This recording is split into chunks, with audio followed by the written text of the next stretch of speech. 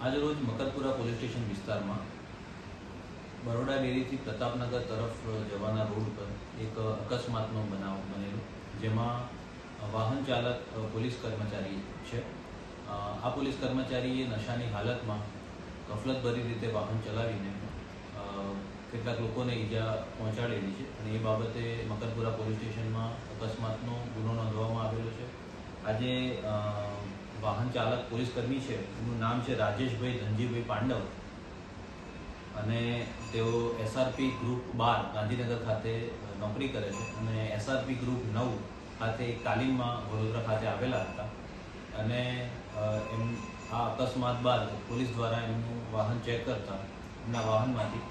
एक देशी दारूनी बोटल पण मळी आवेली। તેમના વિરુદ્ધ કુલ 2 ગુના દાખલ કરવામાં આવેલા છે। એક અકસ્માતનો ગુનો છે અને એક દારૂના પોઝેશનનો પણ અલગથી ગુનો દાખલ કરવામાં આવેલો છે અને પોલીસ દ્વારા તાત્કાલિક સ્થળ પર પહોંચીને